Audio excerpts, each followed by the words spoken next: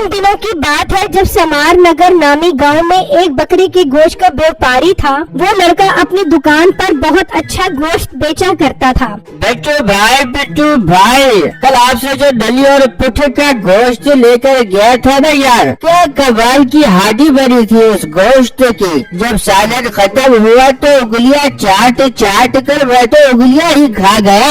अरे भाई ये बात मुझे बताने की जरूरत नहीं है, मैं जानता हूँ मेरा गोश्त किस कदर लज्जत से भरपूर होता है। अब तो मुझे बाहर के मुल्कों से भी ऑर्डर आना शुरू हो गए हैं। अरे ना भाई, अगर तुम बाहर के मुल्कों में गोश्त बेचोगे तो हमें गोश्त कैसे मिलेगा? ना भाई ना, तुम सिर्फ इस गाँव वालों को ही गोश्त बेचा करो। अरे भाई आप परेशान मत हो, अगर मैं बाहर के मुल्कों में गोश्त बेचूंगा तो फिक्र मत करो, आपको गोश्त फिर भी मिलेगा। You don't take tension anymore. ठीक है बिट्टू भाई, आप जल्दी से दली और पुट्ठ का 2 किलो गोश्त दे दो। फिर वो ग्राहक गोश्त लेकर चला जाता है। वहाँ दूसरी तरफ हाँ बेगम, बकरियों को चारा डाल दिया है कि नहीं? जाती हूँ मिठे, जाती हूँ जाकर सारी बकरियों को चारा डाल के आती हूँ। पहले खुला कुएं से पानी तो भर के आ जाती हूँ। और बेगम तो पागल तो नहीं हो गई? पहले इन्हें चारा डाल, थोड़ा सा भी लेट हो जाओ तो ये बकरियाँ अपना वजन गिरा देती हैं, फिर मार्केट में इनकी कीमत नहीं मिलती। अरे मिठे, तू तो ये बात करते हुए बिल्कुल भी अच्छा नहीं लगता।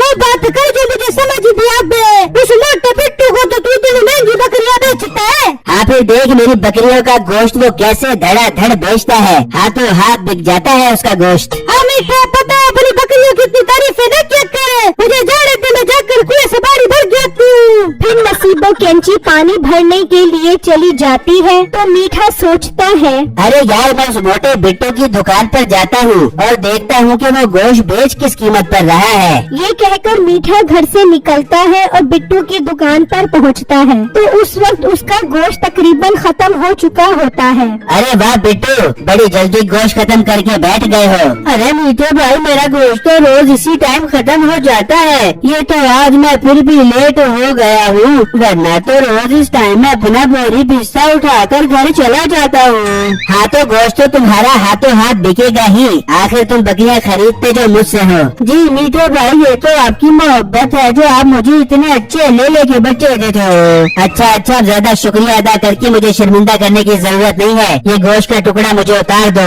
आज नसीबो कैंची से हॉट डॉग बनवाऊंगा। अरे मीठे भाई, ये गोश्त का टुकड़ा तो मैंने खुद अपने घर के लिए बचाया है, आज मेरी बीवी खुद इस गोश्त की मलाई बोटी बढ़ाएगी। बेटू, मेरा इस गोश्त के टुकड़े पर दिल आ गया है, मेरा वीर इसे पैक कर दो। मीठे भाई मैं कह रहा हूँ ना, मैंने ये गोश्त का टुकड़ा अपने घर लेकर जाना है। मीठे को उसकी ये बात सुनकर बहुत गुस्सा आता है और वो वहाँ से चला जाता है। फिर जब शाम में बिट्टू घर पहुँचता है, बिट्टू आ गए हो आप गोश्त का टुकड़ा लेकर? हाँ बेगम, आप फरमाइश करो, और मैं गोश्त ही ना लेकर आऊँ, ऐसा कैसे हो सकता है? ठीक है बिट्टू, किचन में चलो, आज हम दोनों मिलकर गोश्त बनाते हैं। फिर वो दोनों किचन में आ जाते हैं और बिट्टू अपनी बीवी को बताता है कि आज मीठा आया था लेकिन मैंने नहीं दिया। अरे बिट्टू, ये आपने क्या किया? आपको उसे गोश्त दे देना चाहिए था। अगर कल को उसने आपको बकरियाँ देने से इनकार कर दिया तो फिर आप क्या करेंगे?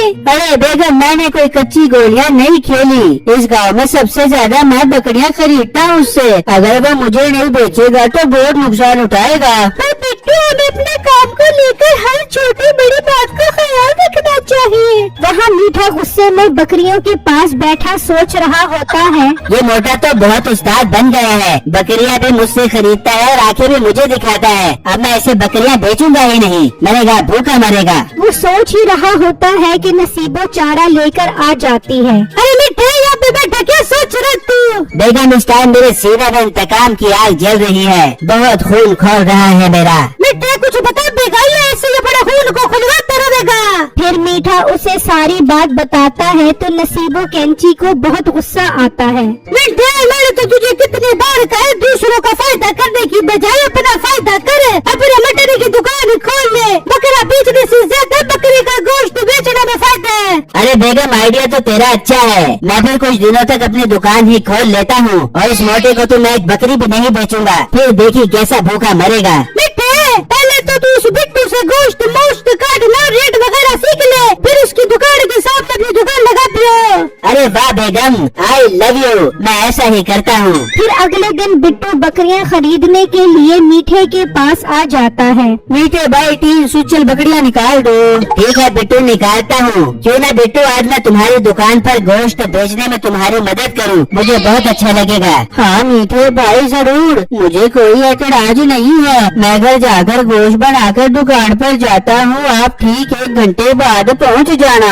फिर बिट्टू गोश्त बनाकर दुकान खोल लेता है तो मीठा भी वहाँ पहुँच जाता है। आ जाओ मीठे भाई, आओ जल्दी से 1 किलो कीमा कूट दो।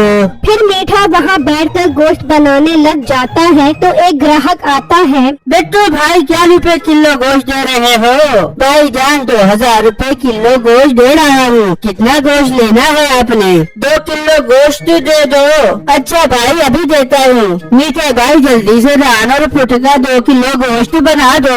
अच्छा बनाता हूँ। मीठा गोश्त की कीमत सुनकर सोचने लगता है, ये तो बहुत स्यारा है, मुझसे 1000 रुपए किलो के हिसाब से गोश्त खरीदता है और खुद 2000 रुपए के हिसाब से बेचता है। ये तो मेरे से भी ज्यादा मुनाफा कमा रहा है।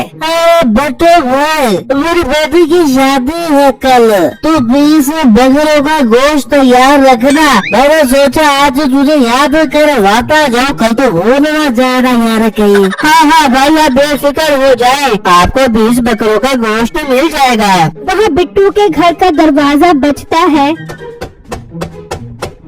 जब वो बाहर आती है तो एक आदमी खड़ा होता है। आप कौन है अंकल? बेटा मैं बकरियों का व्यापारी हूँ। इस गाँव में मैंने बकरियों का फार्म बनाया है। मैंने सुना है आपका शोहर बकरियों के गोश्त का काम करता है। जी अंकल, मैं बकरियों का गोश्त ही बेचता है। बेटा मैं तुम्हें अपने फार्म का पता देता हूँ, तुम अपने शोहर को भेज देना, तुम्हें बकरियों की बहुत अच्छी कीमत दूंगा। इस तरह तुम्हारा काम भी हो जाएगा और मेरा भी। ठीक है अंकल, आप मुझे अपना एड्रेस दे दे, मैं अपने शोहर को भेज दूंगी। ये कहकर वो आदमी वहाँ से चला जाता है। मीठे भाई जरा जल्दी हाथ चलाओ, क्या कर रहे हो? और मोटे मजे, जरा तमीज से बात कर। तू क्या समझ रहा था कि मैं तेरी मदद करने आया हूँ? नहीं, मैं तो यहाँ पर गोश्त की कटाई और कीमत समझने आया था। अब मैं कल से यहाँ तेरी दुकान के सामने अपनी दुकान खोलूंगा और तुम उससे बकरी खरीदने न आई। मीठे भाई ऐसा मत करो, अगर आप मुझे माल नहीं दोगे तो मैं बकरियाँ कहाँ से लाऊंगा? तो मेरा भी कहीं से माल ला भी नहीं सकता,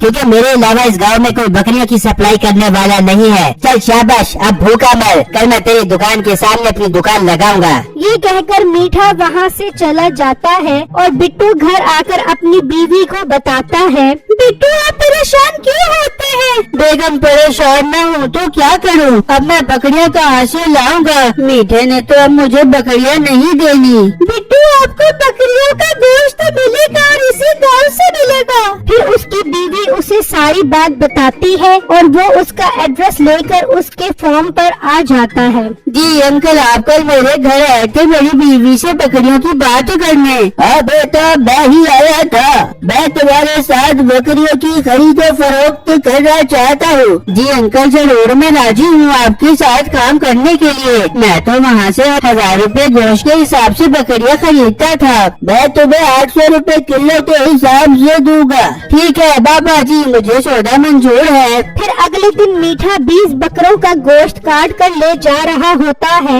मीठा इतनी सारी बकरी काट के कहाँ लेके जा रहे हैं? और बेगम आज बहुत बड़ा ऑर्डर है, 20 बकरियों का। आज देखी पहले एक दिन कितना बड़ा मुनाफा कमा के आता हूँ। हाँ मीठे, जा खूब पैसा कमा क्या? फिर मीठा जब वहाँ पहुँचता है तो बिट्टू पहले ही दुकान लगाकर बैठा होता है। ये क्या बिट्टू, तुम ये गोश्त कहाँ से लाए हो? मुझे और बड़ा व्यापारी मिल गया है, अब मैं उससे ही बकरियाँ खरीदूंगा। बिट्टू मेरे भाई, मैं लालच में अंधा हो गया था। मैं अब ये 20 बकरे काट कर आ गया हूँ, इन्हें बिकवा दो वरना तो मेरा गोश्त खराब हो जाएगा। अब गोश्त खराब हो या ना हो मुझे कोई फर्क नहीं पड़ता। मीठे को लालच की वजह से बहुत बड़ा नुकसान होता है।